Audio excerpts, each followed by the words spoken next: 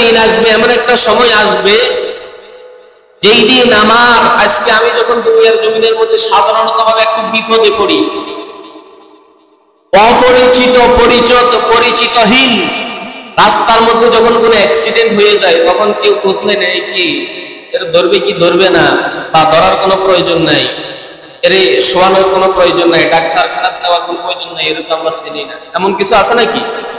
আছে ভাই? নাই।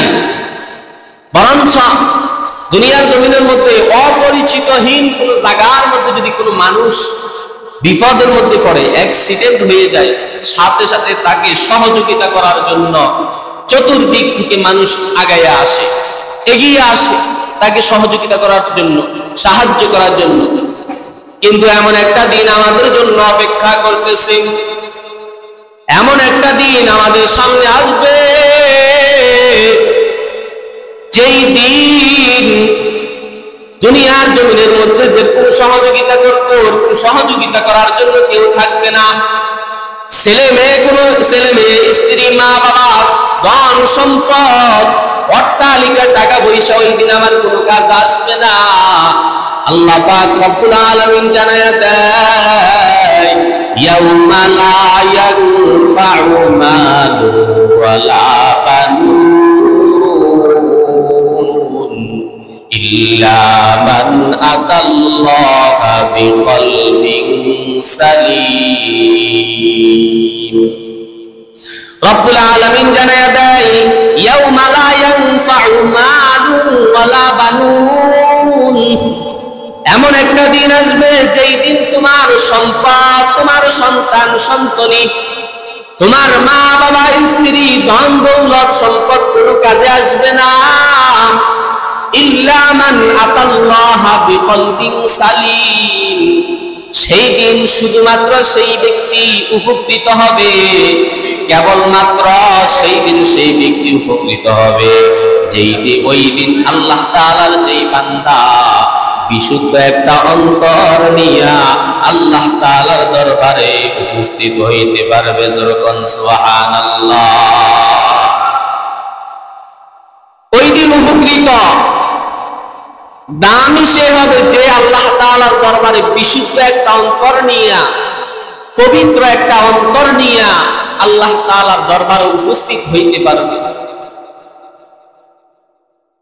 অর্থাৎ ওই দিন বলে বুঝানো হয়েছে যে কিয়ামতের ময়দান, কিয়ামতের ময়দানে আমার ধন দৌলত, আমার সন্তান সন্ততি, আমার টাকা পয়সা, স্ত্রী, স্বামী, মা বাবা, কেউ কোনো উপকার করতে পারবে না, উপকারে আসবে না। শুধুমাত্র বিশুদ্ধ একটা অন্তর, স্বচ্ছ একটা অন্তর, আল্লাহ তাআলা স্বচ্ছ একটা অন্তরওয়ালা বান্দা একমাত্র সফল কাম হবে। আর বিশুদ্ধ অন্তর কিভাবে তৈরি করা যায়? বিশুদ্ধ অন্তর তৈরি করা যায় তাকওয়ার মাধ্যমে।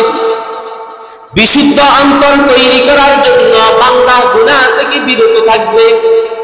যেই বান্দা গুনাহ থেকে বিরত থাকবে, আল্লাহ তাআলার আযাবের ভয়ে, আল্লাহ তাআলার শাস্তির ভয়ে, তার অন্তরটা হবে বিশুদ্ধ। আর সেই দিন কঠিন মুসিবতের দিন সফল কাম হবে।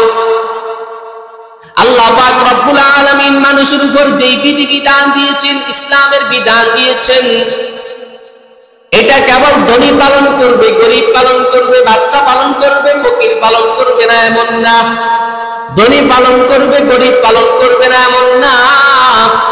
বরঞ্চ আল্লাহ তাআলা যেই বিধান দিয়েছেন, এই বিধান প্রত্যেক রকমের মানুষের জন্য সহজ বিধান দিয়েছেন আল্লাহ তাআলা।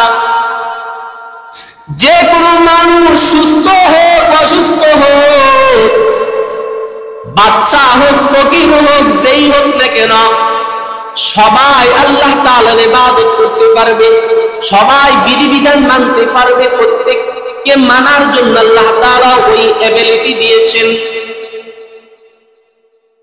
ওই দিন কারো কোনো অজুহাত শোনা হবে না, কোন ধনীর অজুহাত শোনা হবে না, কোন গরিবের অজুহাত শোনা হবে না, কোন বাচ্চার অজুহাত শোনা হবে না, কোন ফকিরের অজুহাত শোনা অসুস্থ ব্যক্তির অজুহাত শোনা হবে না। কেউ যে বলবে আমি অসুস্থ ছিলাম আমাকে মাফ করে দাও, না, এই সুযোগ নাই। কেউ বলবে আমি সম্পদ উপার্জন করেছি ইবাদত করতে পারি নাই, না, সুযোগ নাই। কেউ বলবে আমি গরিব ছিলাম ইবাদত করতে পারি নাই, টাকা পয়সা অন্বেষণ করার মাধ্যমে ইবাদত করতে পারি নাই, গরিব ছিলাম, না, সুযোগ